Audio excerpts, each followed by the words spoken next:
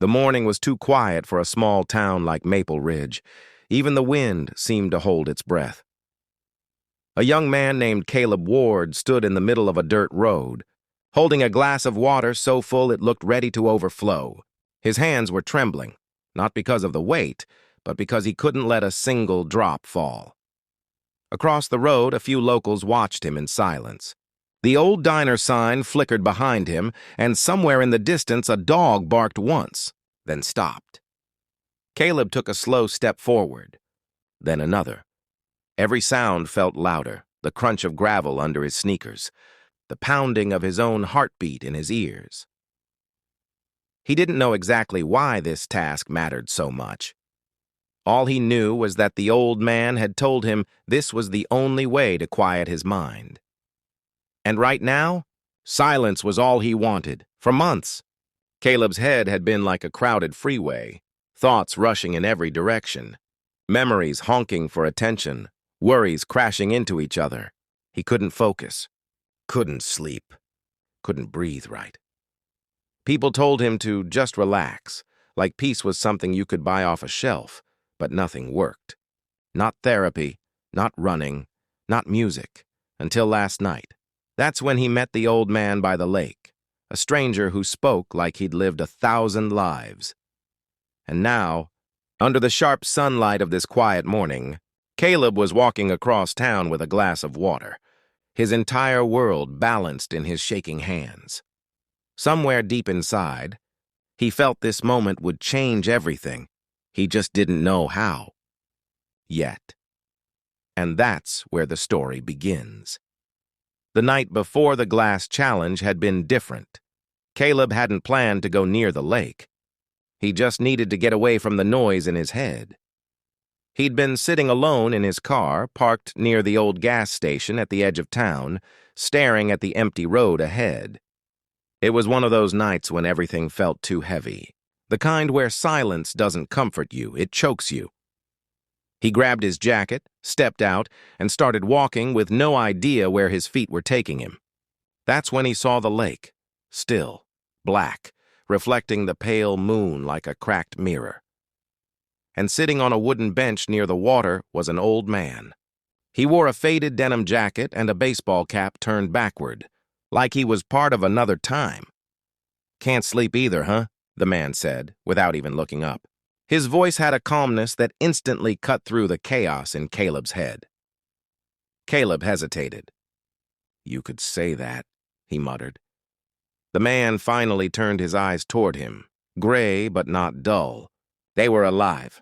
"Mine's too loud?" he asked softly. Caleb almost laughed. "You have no idea."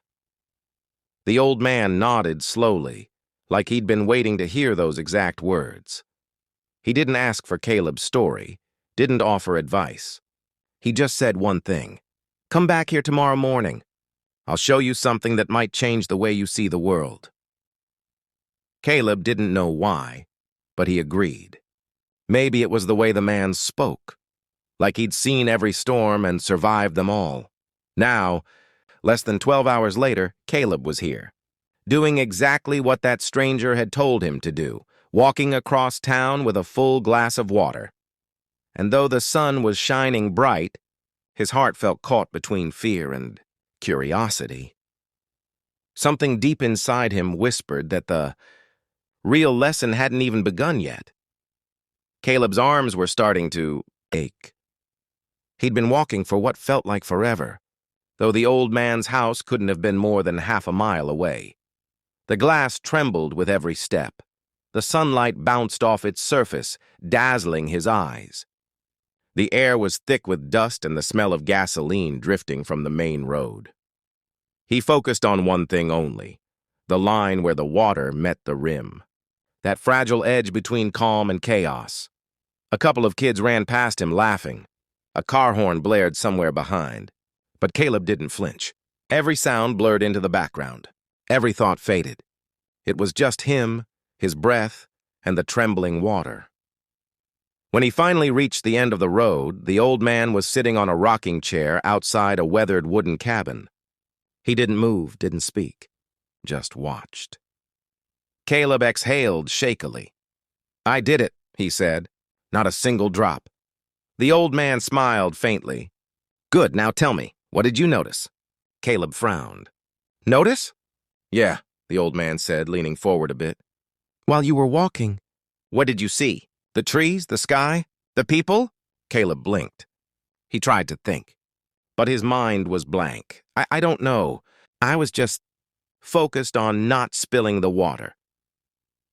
The old man nodded slowly, almost like he'd expected that answer. He stood up, walked over, and gently tapped the side of the glass. A few drops spilled over Caleb's hand. You see, the man said softly, that's how you live your life. Always holding on so tight, afraid to lose even a drop, so you stop seeing everything around you. Caleb didn't respond. His throat felt dry. The man smiled, not mockingly, but kindly. You think you're chasing peace, son, but all this time you've been chasing control. Those words hit harder than Caleb expected. Control. Yeah, that sounded familiar, because deep down, he knew it was true. The old man walked toward the lake, motioning for Caleb to follow. The water was calm, glowing gold under the afternoon sun. A few ducks floated in the distance, gliding as if time itself had slowed down for them. Sit, the man said, pointing to a wooden bench under an old oak tree. Caleb sat. The glass of water still trembled in his hands. You know, the old man said quietly, most people spend their whole lives doing what you just did. They walk through this world trying not to spill anything, trying not to mess up, not to lose control, not to fall apart. Caleb stared at the ripples in the lake. Yeah, that sounds like me, the man chuckled. You think too much about what was and what might be, but not enough about what is. The old man reached into his jacket pocket and pulled out a small pebble. He dropped it into the lake. Ripples spread out across the water, wider and wider, until they disappeared into stillness again. See that? He said. That's your mind. Thoughts will come and go, just like ripples. But underneath them, the lake never stops being calm. The problem is, you keep staring at the ripples instead of seeing the water. Caleb didn't say anything, but his chest felt lighter somehow. For the first time in months, his thoughts didn't feel like enemies. They were just noise, passing waves. The old man smiled knowingly. You can't stop the world from shaking, kid, but you can stop yourself from shaking with it. Something about those words settled deep inside Caleb's heart. He stared at the lake, feeling a stillness he hadn't felt in years. But before he could ask more, the old man stood up. Tomorrow morning, he said, come back here alone. You'll finish the lesson then. Caleb nodded slowly. He didn't know what tomorrow would bring, but for the first time, he actually wanted to find out. The next morning, the sky over Maple Ridge was painted in soft shades of orange and blue. The town was still half asleep except for Caleb, who stood once again at the edge of the lake, this time without the glass in his hand. He looked around, searching for the old man. But the bench was empty. The dock was empty. The whole place felt different, like the air itself was waiting. Caleb sat down on the same bench they'd shared yesterday. His reflection stared back at him in the calm water. For the first time, he didn't look tired, just still. He waited for nearly an hour before he noticed something. A small folded note tucked under a stone on the bench. He reached for it. In the old man's uneven handwriting, it read, Peace isn't found in the glass, kid. It's found in the hands that hold it. Caleb froze, reading it again and again. Suddenly, everything made sense.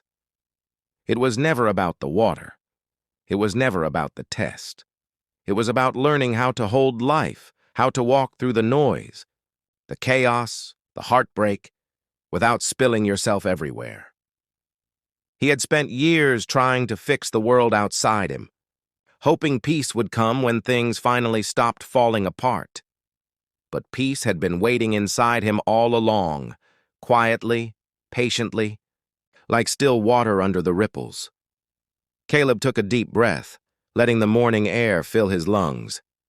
The world was noisy again, birds calling, trucks rumbling on the highway, but none of it bothered him. He finally understood what the old man meant. You don't silence the noise. You just stop, letting it own you. And for the first time in a long time, Caleb smiled. He didn't see the old man again after that day, but somehow he knew he didn't need to. Because sometimes the people who change your life the most don't stay in it forever. They just point you back toward yourself. Weeks passed, and Maple Ridge slipped back into its quiet rhythm. But for Caleb, everything had changed. He didn't wake up to chase peace anymore. He woke up with it. He stopped fighting his thoughts. He stopped fearing silence. He learned to breathe again, not because life got easier, but because he got lighter. Some mornings, he'd still walk down to the lake. The water was never perfectly still. It moved, shimmered, whispered, but he saw beauty in that now. Because that's what life is. It moves. It shifts. It shakes. But beneath all of it, the core stays calm. And that's where peace lives. Not in control, not in perfection, not in what's next or what's gone. Peace lives right here, in this single breath, in this single moment. Caleb smiled as he watched the ripples fade away. The old man's words echoed softly in his heart. Peace isn't found in the glass, kid. It's found in the hands that hold it. And maybe that's the real secret of still water. It doesn't need to stop. Moving to be calm. You don't find peace by running from your thoughts. You find it by learning to stand still among them. If this story touched something in you, share it with someone who's been chasing peace but forgot to pause and breathe. Tell them the calm you're looking for isn't out there. It's been in your hands the whole time.